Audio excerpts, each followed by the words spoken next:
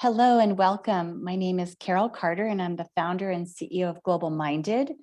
We are thrilled that you are joining us either live or via the recorded session posted on YouTube. And we are in the middle of our 10-week long Global Minded 2021 virtual conference, which is called Reboot Resilience, Rebound Remarkable.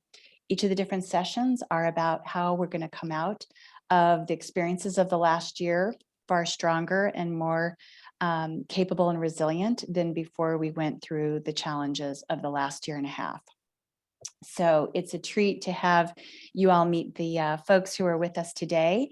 And I will share, if you don't know about Global Minded, we're about creating a capable, diverse talent pipeline to get more women, people of color, underrepresented populations, and any way that you can define diversity into the education, economic mobility, and leadership pipeline.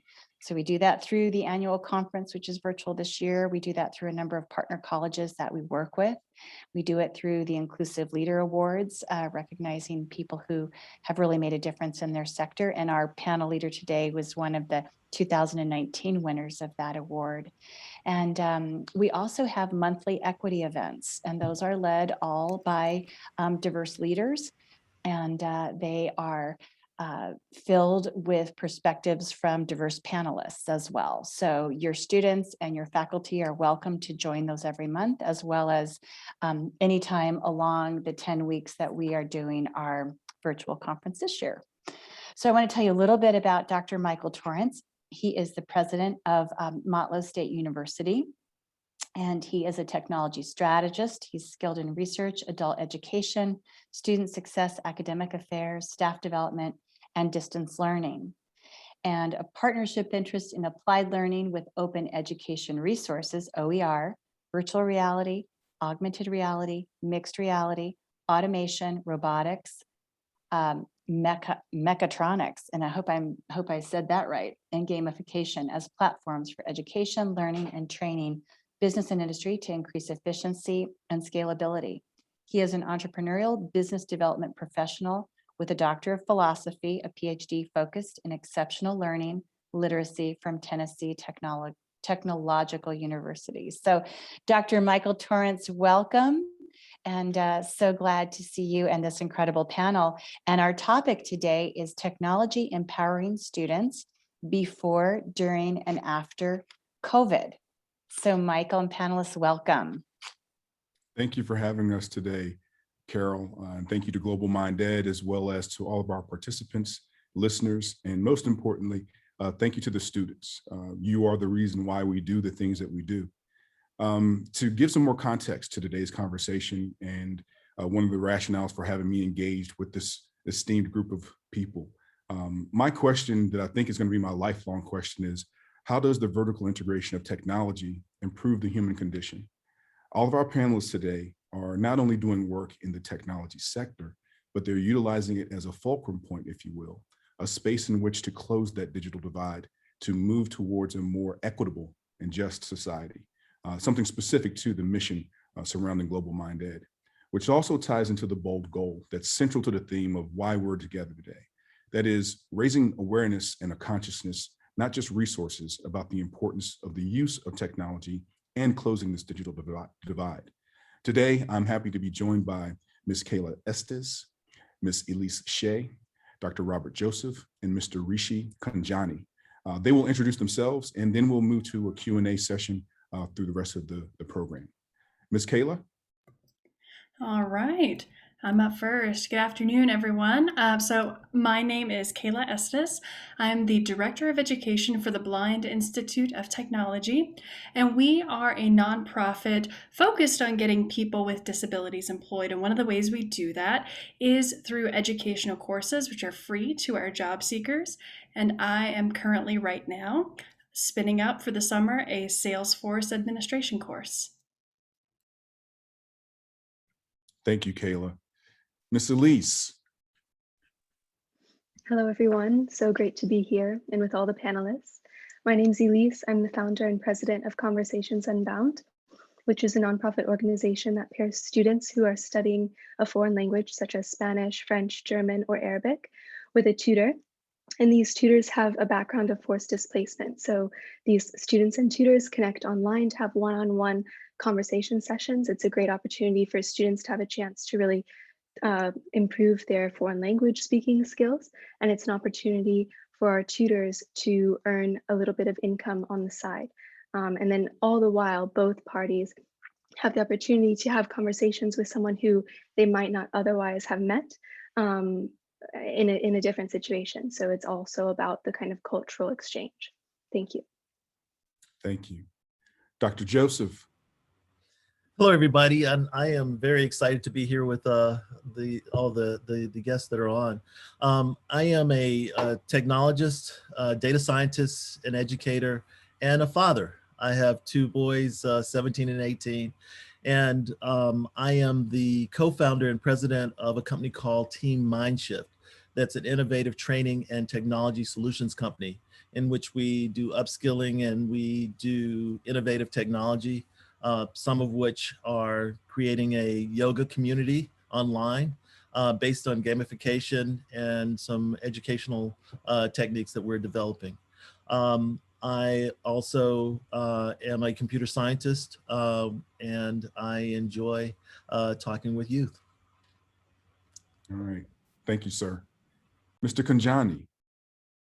Hey everyone, thanks a lot for having me. My background isn't as prestigious as everyone on the panel here, but I'll try to do my best. My name is Rishi Kanjani. I'm an analyst at Salesforce within the data insights and scalability team. I have a law degree from the UK, and my background in that I chose to move into data insights and coding because I didn't want to open a textbook anymore. So that's how I ended up in this career path. I'm on this panel because of Carol Carter and Global Minded. The way we got connected is Salesforce is working with Global Minded on this initiative called the Bold Goal, where we try to create an AI solution to help connect mentors and mentees all across the United States. Specifically, this is specifically designed for the mentees because they come from underprivileged backgrounds, people of low income housing, anyone who didn't have the same kind of didn't have like a great background growing up, and we're here to kind of bridge that gap between the divide and in opportunity and the opportunity and lack thereof. So thank you. Thank you, sir. Before we get moving, we want to make sure that we clarify again what you'll be hearing about today. So it's open-ended. Our expert panelist can talk about anything in the space of technology, engagement, and most importantly, human capital. I want you to be aware of some phrases that may be thrown out. If you hear *R, that is a Motlowism. I work at Motlow State Community College, and we use *R to denote all of the virtual reality, augmented reality, extended reality, et cetera, in terms of reality. So if you hear *R, that's what we're talking about.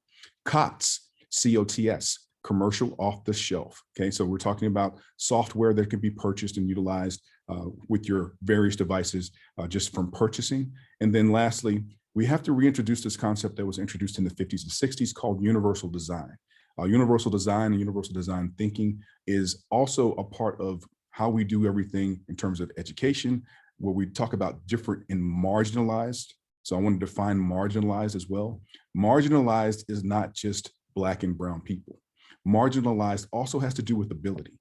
Marginalized also has to do with access. Marginalized also has to do with, virtually being accepted for who you are, how you operate and work and wander in the world towards your own personal goals and aspirations. So let's keep that in mind as we think about marginalization. To some degree, folks, I think we're all marginalized. First question, and this will go to Dr. Joseph. What are the aspects of the digital divide that are the most pressing from your vantage point? I'd like to sum that up in 3 words: broadband internet connectivity. I think it all starts there, and it all is about access to information and access to the internet. Thank you. Ms. Estes? Sure. So I myself have a physical disability, and I teach students with a wide array of physical disabilities who access the internet at large, and then educational materials specifically with various assistive technologies. So to me, bridging that divide is all about, as you said, universal design and providing material either in a multitude of ways or in one way that's going to work best for the most amount of people. Oh, that's a great answer, both of them. And I think about how both of your answers are bridged together when we talk about specifically small town, rural, or places where broadband access is very limited, and then connecting it to the idea and the concept of creating it so everybody can use it, the universal design thinking of everything. Mr. Kanjani. Just tacking on to Dr. Joseph's answer. Net neutrality protection. It's incredibly important to have equal access to internet for people of low-income housing or in rural areas, because that's where they're affected the most. And obviously, creating that equal opportunity to access of internet, like that helps create opportunity, that helps create chances. It helps people move from those areas into aspiring careers like all of us are lucky to have. And also on that downstream, an issue that could arise post-COVID when the gap kind of thins is just that the digital literacy and skills gap that people may have. For boomers, Gen X, Gen Y, they could get left behind if they don't have equal internet access. They just might not be able to upskill themselves to catch up with the rest of the world. So digital literacy and the skills gap between employees and employers, that could be an issue too. I'd like to thank you for using the term boomer versus old people. That was very kind of you, not to acknowledge the maturity level of some of us on this call and some of us as part of the panel, et cetera. So we appreciate that, Mr. Kanjani. Ms. Shea. Sure, yes, and to piggyback a little bit off of what Rishi just said, what I'm thinking about is computer literacy, digital literacy as well. So from the perspective of displaced communities, after having the opportunity to work and learn from these communities, after having been displaced, they might have had to leave an educational opportunity and then in their new country have to figure out how to continue their education. So what does that mean when we're talking about digital literacy? And then in what language are those courses taught to get people up to speed? Are they taught in English? Are they taught in the individual's local tongue? Are they taught in this new language that they're trying to learn to assimilate in their new country? So definitely digital literacy is a question. As was previously mentioned, accessibility is a question. Who has access? And that largely depends on where you live, what the circumstances are. Do you have a power outage that happens every night? Is that kind of the way you are structuring your life? And then also lastly, what I would point out is, what is your status? I don't love the term status, but I guess it's more or less, a government term. Are you a citizen? Are you a refugee? Are you internally displaced? And how does that influence your ability to access certain opportunities online, whether that's financial opportunities, financial access, or different job opportunities? Even if it's online, your status has a big impact. Thanks. No, great response. I love the idea of as our listeners are thinking about this, and we're talking about status and being a digital native and a digital alien. Okay, I really think about those conceptually. When you are immersed in something, it doesn't mean that you are native to it. It just means that you need to pick up the social cultural context of that space so that you can actually thrive in it. I'm really interested in exploring that a little bit. Dr. Joseph? Yeah, I just wanted to say something also about access to broadband. One of the things, and I've been, of course, with COVID, everybody's been doing a lot of virtual meetings. And some of the talks that I've listened to gave me a more broader understanding of that digital divide. Because if you look at how broadband is purchased versus how cell phones are purchased, there's inherent unevenness in the playing field. So with a phone, anybody can get a phone. You just go, you pay $45 a month, and you don't have any credit checks or anything like that. Where if you get internet service, there are a lot more barriers for people that are underrepresented that they have to get over. And it's not just a financial thing, it's also impacts the rest of their lives in terms of, okay, I don't want them running a credit check on me.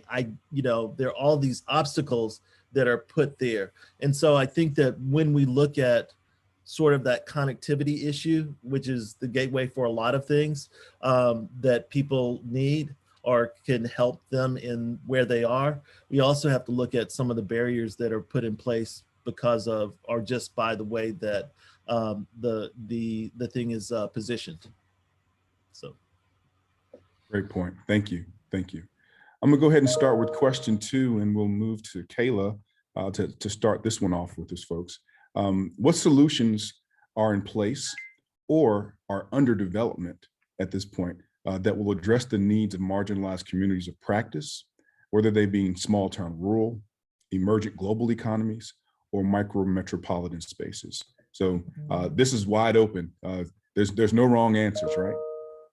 Sure. So I think something that touches on what others have said is the flexibility that we're seeing in education these days, right? Especially maybe not so much in K-12, a little bit, but more so in higher ed, we're seeing a lot more asynchronous education, right? Where students aren't necessarily constrained to, it's an hour-long class, right? You're doing more independent study or listening to lectures, consuming lectures and materials at your own speed, on your own time.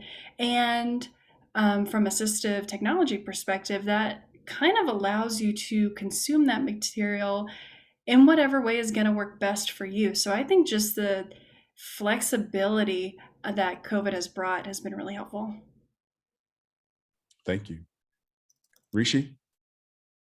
And thanks for that. I think, I personally don't know of any solutions that are in place or under development, but what I'd like to say is I think I'd be able to kind of pinpoint where we could find those solutions. Number one, I think corporations definitely have a massive hand to play in how they need to upskill employees and upskill future employees.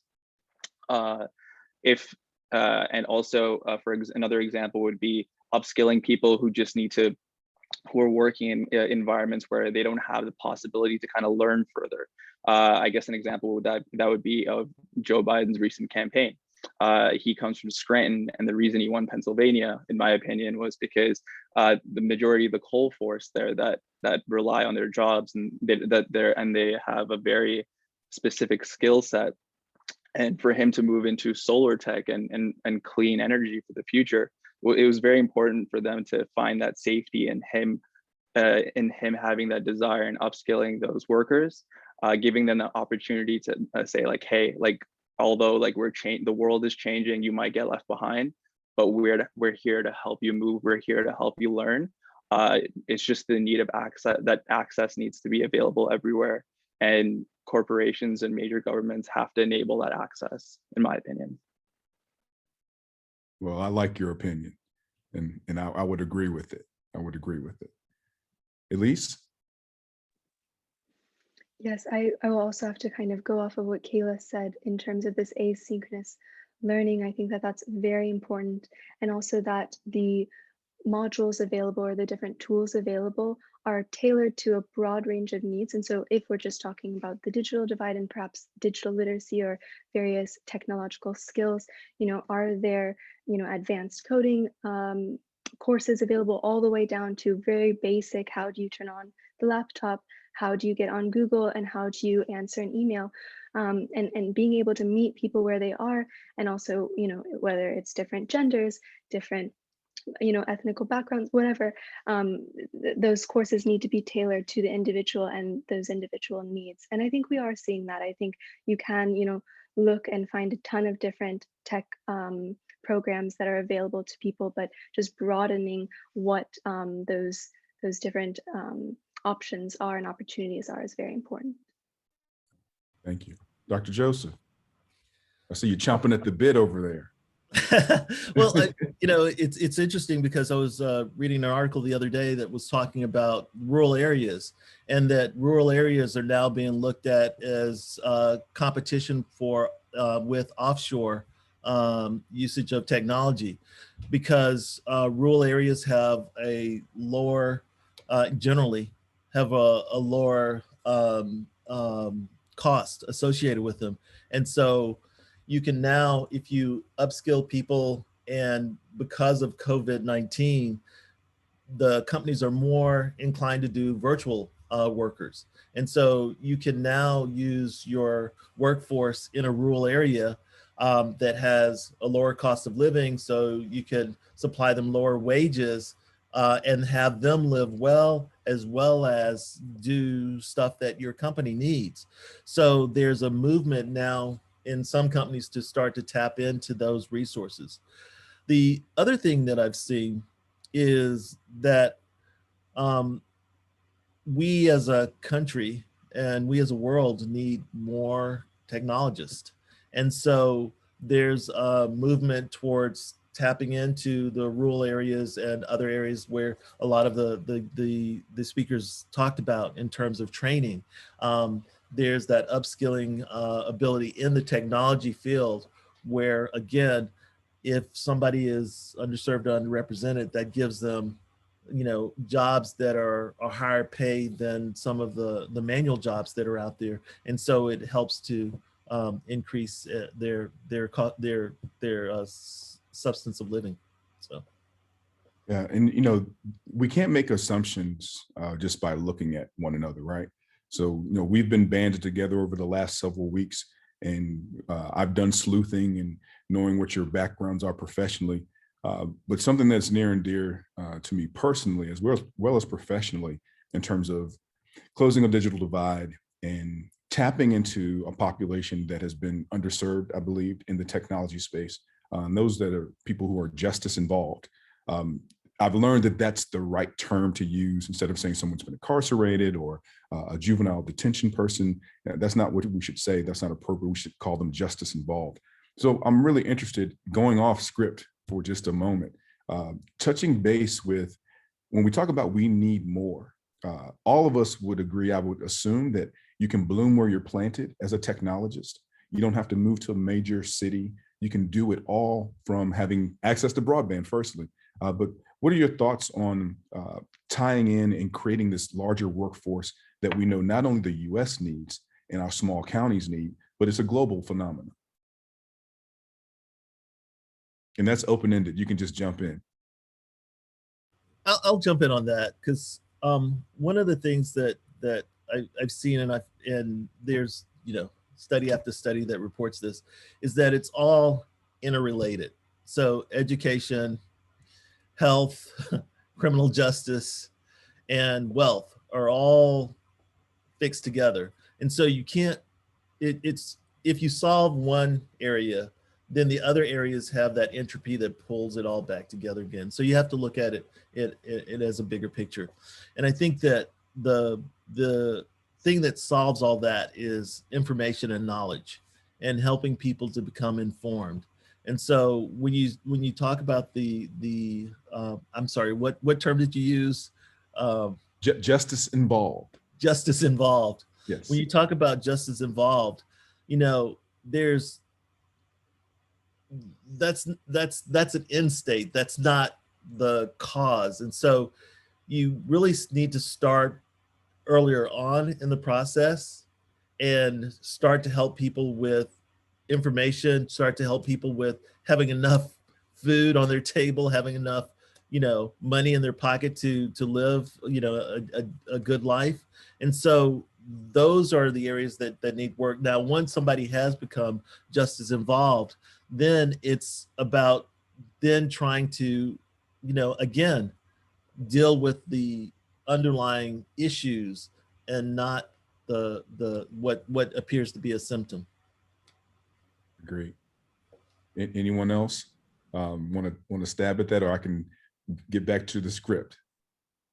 Sure, I can jump in quickly. Yeah. Just going off of the statement about can you bloom where you're planted, I think that's a really interesting question, because, you know, let's take an example of, you know, maybe there is a tech training available to, and I'm going to go back to displaced communities, but let's just imagine tech training available to individuals living in a refugee camp. Are there enterprises, companies, businesses willing to look and source talent from these places? Are they willing to adapt their systems, their schedules to, kind of adhere to kind of the different challenges that individuals might face based on where they are living?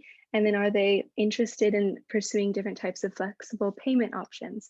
It might not be very easy to just send a bank transfer. Can they, look into these different aspects of employment that are just very important in kind of your basic HR? But I'm curious what sort of incentives there are for businesses to look for individuals outside of maybe just their normal reach and their normal range of people. And so then what opportunities are there for people, even in the tech space, to bloom where they're planted? I would hope that we can get there, but I'm just not sure. And I think that location does matter at this point. Yeah, agreed. I'm waiting for that e-commerce entrepreneur who's offering a suite of services to the general public to create that space where every flag, every language is clickable through the use of integrative AI, and people can get on this space and find whatever they need in their native tongue. And I hope I'm giving someone a great idea out there, or at least a key to an idea that maybe they will take a piece of. But the commonality or the interoperability of the places that we work, love, play, and engage in, someone's going to create that one day, and it's going to be a great playground. And I'm not talking about Fortnite for those out there that play that game. And of course, Michael, I just want to real quick yes. say that there are also now really leveling the playing field, a lot of global virtual internships. So we work with some of those partners, and these are people who cannot afford, even when we can travel, to necessarily go overseas or go to South America. And so I think that's we had a session on that last Friday, and it's in the newsletter and it's on the YouTube channel. But I think you're going to see more and more people realizing that that's great onboarding. And then maybe the next summer, some of those employers will pay for people to travel to some different countries and get some of that experience that maybe their more resourced, counterparts are doing those things by virtue of their families. Yeah, absolutely. And just so we all know, the asterisk R, okay? Those spaces are spaces in which we can do this travel virtually, where we can make it cost-effective, efficient, and impactful for those that we're serving. I'm going to go ahead and move on to question 3. We've talked about a lot of things that are tied to this already, but I want us to go beyond what we've already stated in terms of what do you believe, panelists, in terms of students, workers, and employers, what do we need to be prepared for if the digital divide shrinks? If it shrinks, what do we need to be prepared for? Rishi, you're up. Thanks, Dr. Dr. Torrance. For students specifically, I think the most important thing here is their employability. If the digital divide shrinks, there's going to be, like there already is, like there are 1,000 analysts out there who could be better than I am, who applied for the same job, but I got it over them for X, Y, and Z reason. But when the digital divide does shrink, like there are going to be a lot more that exists in that world, and for students to make themselves as employable as possible, it's all about, like, I'm going to sound like a broken record here, it's all about upskilling themselves constantly, learning, doing courses online. Like I said before, I have a law degree. The reason I got into this space is because I was working on hackathon, creating projects within SQL and a little bit of Python, and that's what helped my employability to get my job here at Salesforce. For workers, I think it's mainly about adaptability. Whatever condition you're working in, whatever company you're working for, your like days will change. It's never going to be the same day every day, and you got to be prepared for that. And for them to be as adaptable as possible, it's a crucial life skill, I feel, having that as a worker and being within the workforce, because like you might have a job today, you might not have a job tomorrow. You might have a project today, you might not have a project tomorrow. You have to be as prepared as you can be.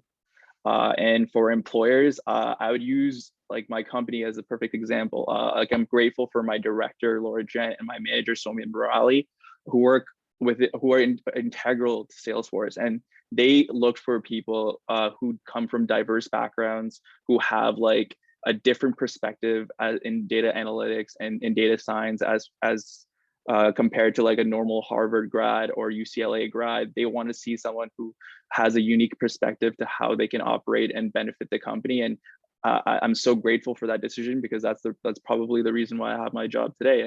And that's definitely something employers need to look at. Like if even if they don't come from like a prestigious background, like how can they be successful to this company and have an open mind to that? Thank you. Elise? Sure. When I think we say the word digital divide and when it's shrinking, that made me think, does that also mean that our global connectivity is increasing? And I think, we can say right now that, yeah, you can call, and get in touch with somebody in India or I'm in Austria, in Australia, wherever. But does that mean you are? And for me, that's a critical question. Are you, when this digital divide is shrinking, when more people have access, are you yourself making yourself accessible? Are you branching out? Is your social circle, your social network, the people you're surrounding yourself with in these digital spaces, the same types of people? And are we really thinking critically about reaching beyond our comfort level? I think we had a lot of conversations with the Black Lives Matter movement recently about diversity and inclusion, and there's this huge push to have diversity and inclusion trainings in businesses and schools, whatever. But are we thinking about that when we're working and when we're operating online? How are we thinking about being inclusive? How are we thinking about creating a diverse and inclusive space when this divide is shrinking? Do we continue to shrink smaller or into our own little circles, or are we expanding our reach? And I think that takes effort that doesn't just come with increased accessibility or increased, internet access. Oh boy, that's that is a book that you need to write. With the last little bit that you said, everything obviously that you said is important and spot on. But in terms of representation, tying back to what Rishi was talking about, and then your examples more concrete in terms of who is at the table in terms of the discussions being had. So I pointed out representation for both of what you said, because when we're talking about inclusiveness, equity, and diversity, we're also talking a lot about belonging. And I think that's part of the conversation too, right? Do I belong? And when we don't see ourselves represented, it's pretty hard to feel that you do belong. So my advice to the young folks who are listening, if you don't feel that you belong and you can't find your own space, I encourage you to create your own spaces to thrive in. Ms. Cala, what do you think? So Elise touched on it a little bit. Prepare to get uncomfortable. With the digital divide and the disability community, you have this whole community who's sort of been silently on the fringes for a long time because that access wasn't there. And as the digital divide shrinks, you have this entire population that's finally getting a seat at the table. And it's a seat that we are going to demand. We're kind of talking in the chat a little bit about the prejudices, faced for those who are justice involved.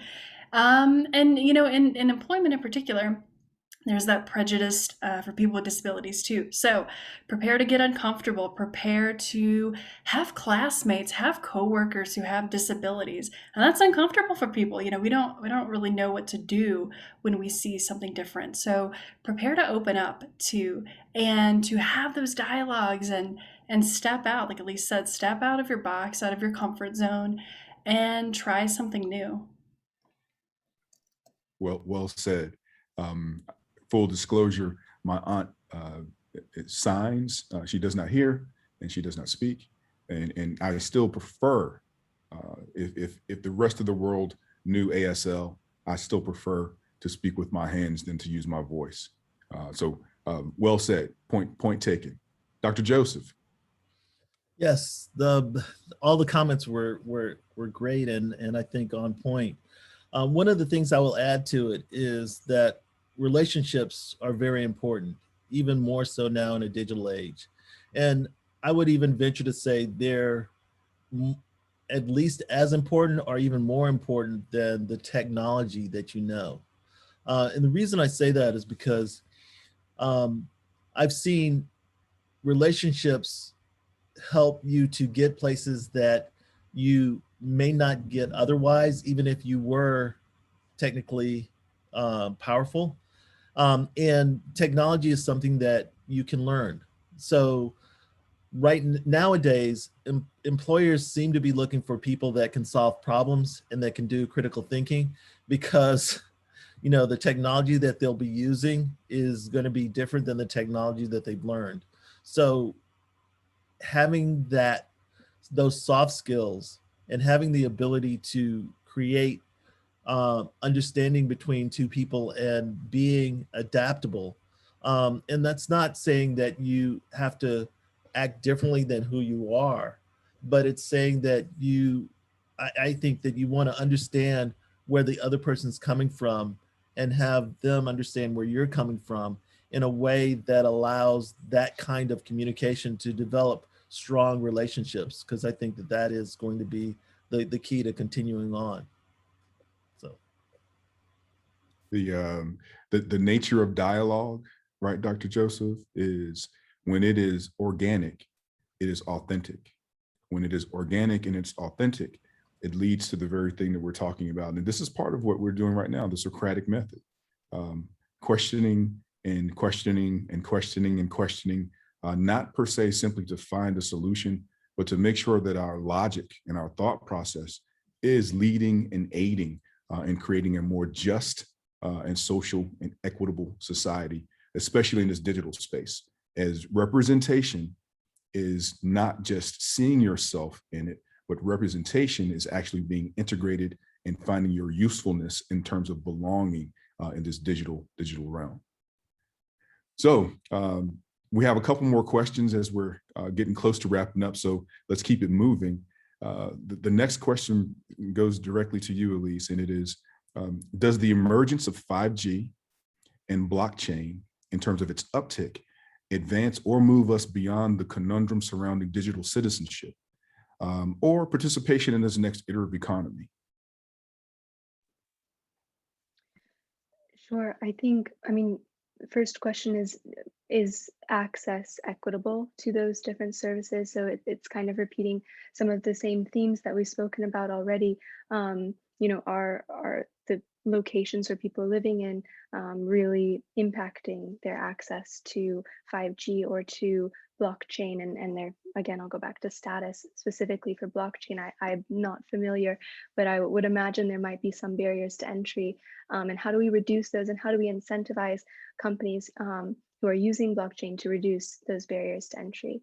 And then when we're talking about digital citizenship, I think that flows with what I said previously, and just thinking about, even if access is broad, and even if we do have kind of more people online, how are we engaging in those spaces? What type of information are we putting out, and are we surrounding ourselves with in those spaces, especially when there are more and more people online? Thank you. Dr. Joseph? Yes, I want to piggyback off of that, because I think that somebody in the chat said, technology can be used to create relationships. And I think that technology can be used to enhance relationships and help to promote relationships, but technology isn't the solution. It's really about getting people to transition how they think about how they go about, I think, learning, how they go about, sort of attacking the world. And that technology is just a tool like any other tool that can be used to help enhance what you're doing, or can help you spiral down even more if used in the wrong direction. It'll help you go in the wrong direction faster. So I think it really is about giving people not just the information that they need, but helping people to be critical thinkers, and helping them to continue to grow into critical thinking, and helping them to continue to develop themselves, not just from a technology point of view, but also from a personal and interactive point of view. So. Thank you, sir. Cala? Sure. So You know, assistive technology itself has grown as technology has grown. And I don't know if anyone, you know, is sort of brave enough to hazard a guess as to, you know, when I say assistive technology, what do you think of? And I won't put anyone on the spot today and ask that question, but, you know, in the past, assistive tech has been very sort of offline, specialized devices that maybe you know, don't require the internet. And these days, you know, for me personally, everything is on my phone. Everything is on my tablet. I'm you know, running all my educational stuff, all my personal stuff off a phone and off a tablet. So um, a lot of the assistive stuff that I use requires reliable internet and more to boot, high speed internet, especially if I'm using something like a visual interpreting service that requires good video. So having 5G more available is definitely helpful.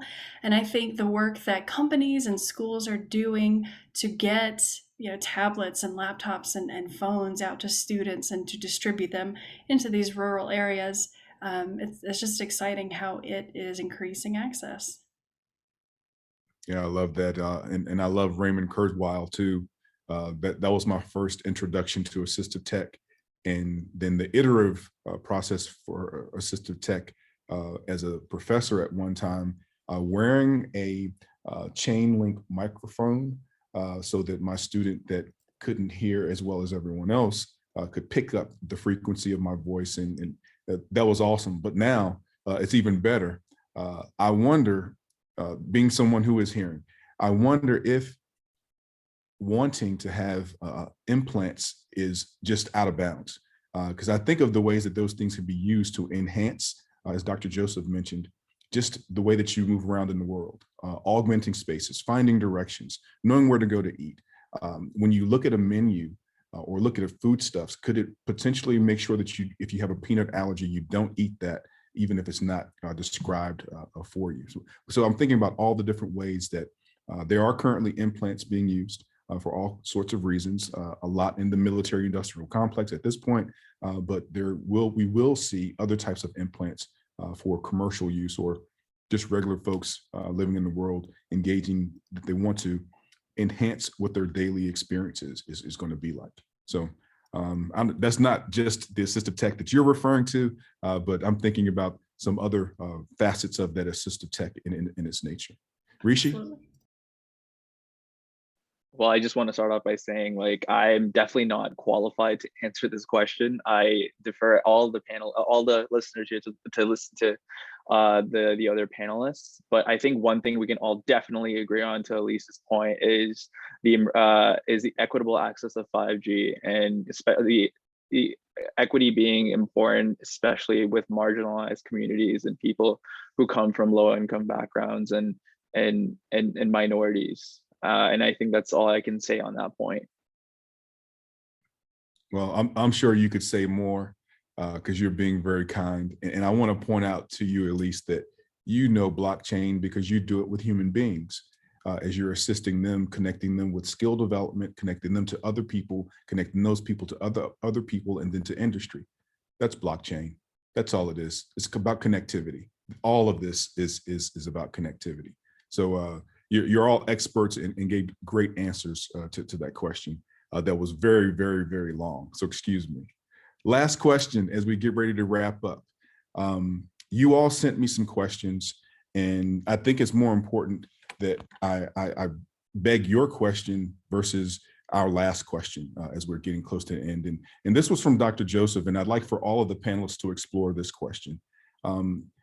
As an individual, what can you do right now to prepare yourself for the ongoing digital changes that are happening, not just today, as we are attempting to close the digital divide, but what's happening in the future, what you expect to happen in the future. So how does a young person, or how does someone in mid-career best prepare themselves? What is next for us? So, you know, it's interesting because as a university professor for over 15 years, 10 of them full time, I really got to see what created areas in which students were blocked. And the thing that I discovered is that emotion and self-talk are the biggest impediments to learning. you know, what people tell themselves and what they feel. And the interesting thing about that is that that is something that's all under your control. Nobody can make you feel a certain way, and nobody can make you say stuff to yourself that you don't want to say. So knowing that you have choices there is the first part of dealing with this new technology era that we're in, because technology is just going to be increasing faster and faster. And so taking control of what you tell yourself. So, you know, I'm not good at technology. Well, replace that with I'm getting better at it, because it puts you in the driver's seat. The second thing along those lines is that as you approach learning something, learn conceptually what's going on first, and then you can dive down into the skills level. I use as an example with talking with people saying that, you know, cloud computing is just taking what you can do on a PC or what you can do on a desktop and putting it in the cloud where you don't have to worry about the hardware. And so giving somebody that little bit of insight about what cloud computing is, now I can say that, you know, Azure and AWS and, you know, Google Cloud, I can say those names and you start to understand something about them without me going into the details. And then once you start to understand conceptually what's going on, then you can start to fill in those skills that you need for that particular thing that you're trying to accomplish. And that when new things come along, so I can mention another company like VPS Dime or Crontab or some other, the other smaller sort of virtual companies, and then you know a lot about them, even though I just mentioned their name and said that they're in this arena. So those are two important skill sets that I think that if people start adopting or continue to develop those skill sets, that will help them. And I want to say that I'm not immune from that either. I am constantly looking at what I tell myself, and some things I go, oh, I just told myself that. Let me fix that. Or I'll say, you know, I am okay with telling myself that. So it's really about knowing that you have choices. So that's my spiel. Thank you, Dr. Joseph. Any of the other panelists want to jump in on that? Yeah, sure, I will.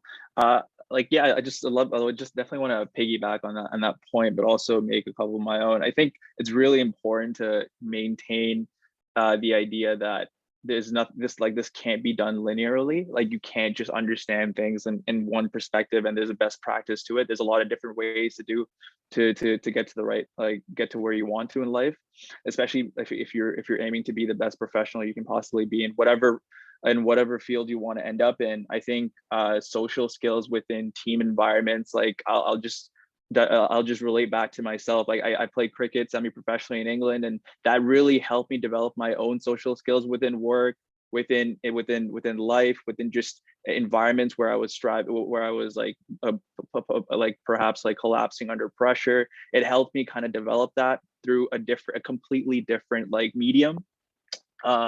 And with that same example of cricket, I used to volunteer for a marginalized community out in East London where they had higher crime rates, and they tried to get children of ages 5 to 10 involved in playing more, so they would make better decisions in life and not get marginalized by like drugs and crime, the drugs and crime around them.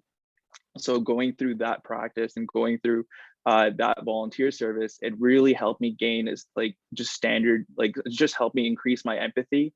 And that's definitely key in evolving yourself, like in today's day and age as well, because it's so easy to be harsh. It's very easy to be unforgiving of people, especially in a post-COVID world. Like, everyone has a short temper now.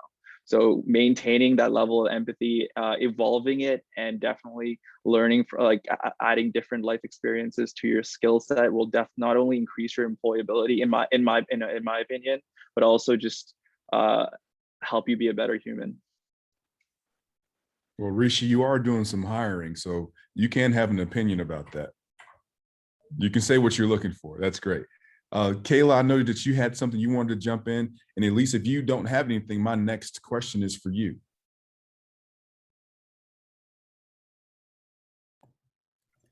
I was just going to jump in and say, be creative and be curious. Especially in the pandemic world, we've been so isolated, so sheltered, and in our own homes, in our own worlds, and now we're getting back out there, and it's easy to be comfortable, and it's easy to stay with the technologies, or to think, well, I've got this one technology down, and I'm pretty good, I'm pretty tech savvy. So as the world opens up, open up along with it. I like it. That needs to be a postcard or bumper sticker. I'll put it on my vehicle. I like it.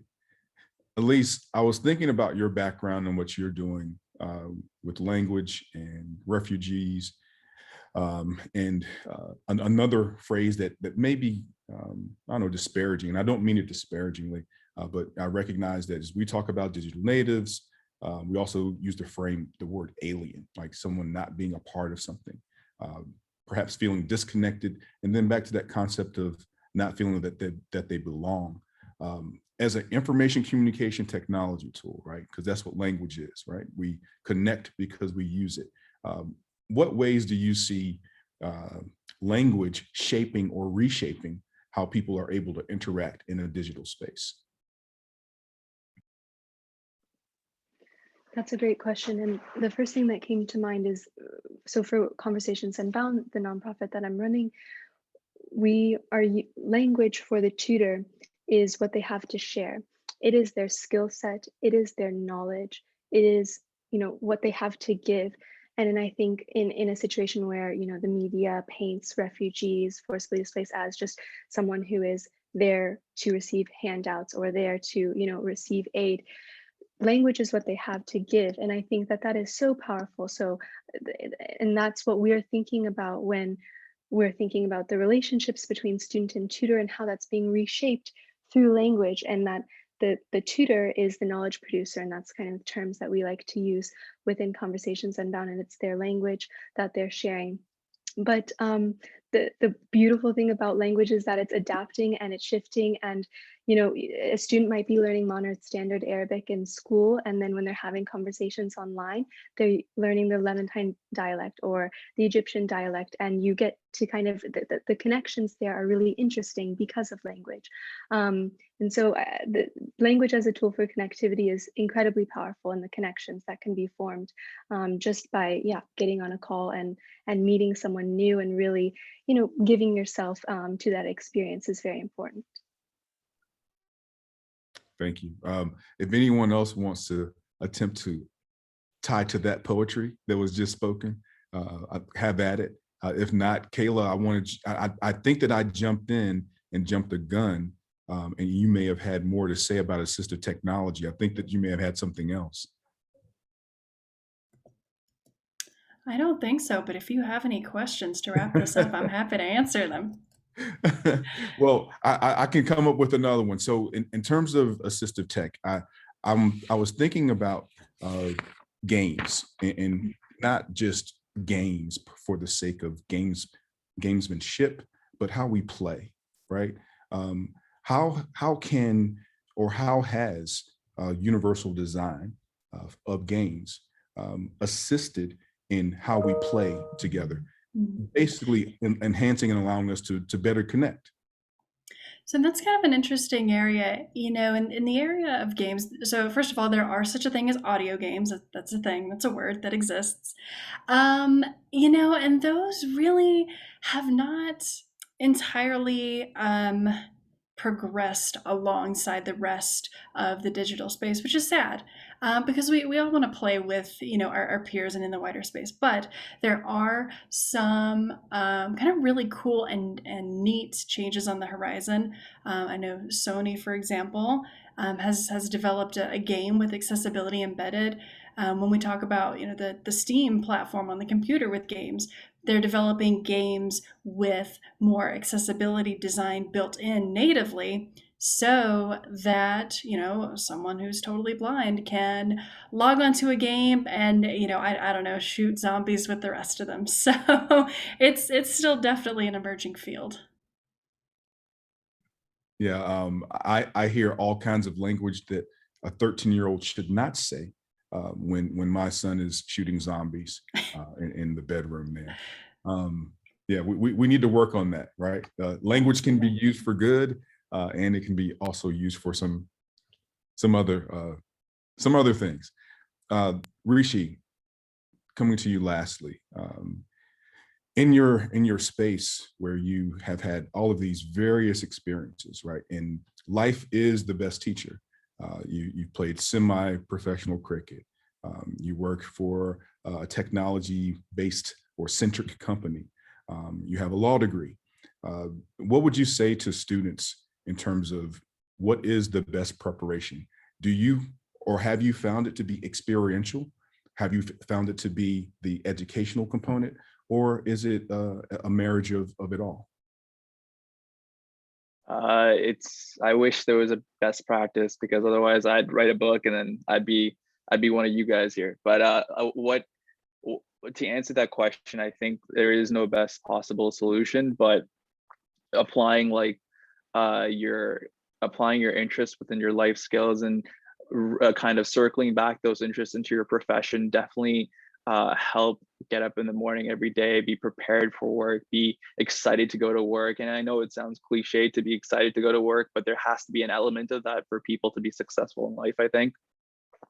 In using experiences to kind of help develop yourself, like I would say, just for students who are looking for that, just find ways to create as many experiences as possible, good or bad. Everything's a learning experience in life, and it's all about just constantly learning and understanding that it's like there's like understanding that there could be a target you want to achieve, but that could always develop into something else. That could always evolve. It's also about being flexible and adaptable. So it's a long-winded way to just say that it's it's all open-ended, and it's hard to answer that question, but just experience as much as you can and use that to make yourself employable, I guess. You know, the key phrase, well, there were several, but I like to infer to young folks that I got this from Linda Berry. Everyone came to a realization that their certainty was what was wrong. Okay, think about that for a second. You know, the idea that we are certain about anything, and the fluidity of the digital spaces that we operate in, the soft skills we need to develop, Dr. Joseph, the use of language and or assistive technology, Elise and Cala. But what I would like to hope that we've done in our sharing today is we've talked enough where we've piqued some more interest from our listeners about closing the digital divide. I'd like to thank Global Mind Ed and Carol Carter for allowing us to engage on this panel. And I'd like to thank our viewers and or participants and listeners for their time, their thoughts, and their talent. And I want everyone to please take this phrase with them. You don't have to ask. I think it's important that you have permissionless innovation. Have a great rest of your day. Carol, I'll turn it back to you. Thank you. And thanks to all of you. It was fascinating to hear all of your perspectives. And one of the things I love about the Global Minded community is it's thousands of people as interesting as you all are and as diverse. There was a lot of diversity of thought, experience, background, perspective. And we need all of that to make great tech products, to help in our community and society. And I just think you all are such great role models for our students. So thank you, all of you, for making time for this today with everything else that you're managing. And thanks for those of you who joined us. And I want to let you know about a treat also tomorrow. Just to let you know, there's a really wonderful woman named Leslie Cornfield who started something called the Ed Equity Lab. And so what she does, and her team will be with us tomorrow. It's called Advancing Equity in Highly Selective High Schools and College Admissions. They're opening up admissions to all kinds of first-gen to college and low-income students to be able to get into these institutions that are otherwise really, really hard and kind of impenetrable for the people who don't come from privilege. So it's going to be really interesting. 3 of their students will be on there with them. And I think that'll be really great. And then Wednesday, we also have a treat that this report called Student Leaders Speak. We'll have a panel with Dr. Jessica Rowland Williams and also a number of our student leaders who put this report together. So that'll be very interesting. And then we've got Duana Franklin Davis and her panel on Thursday from Reboot Representation. They are focused on getting more women of color in computer science, African American, Latinx, and Native American leaders into the computer science area. And then we'll have a really great way to end the week with Wakecha from Cell Ed and some incredible people on her panel on helping to get the 40 million totally capable but potentially non-literate adults into the education and the workstream pipeline. So it's going to be a great week, and we're just thrilled that you all could launch us for this. And thank you so much for your generous leadership. And we'll be sure to share the links with everyone later so we can share it out broadly and provide the opportunity for all the different students, whether they're predominantly white institutions or they're wherever they are, to see people like you where they can see themselves and where they're going in the future. So thanks so much. And Celeste, thanks to you for organizing everything for us. And we will see you all next time. Have a Thanks so great much. week, everybody. Thank you, Carol. Thank you, panelists. You were wonderful. Thank you.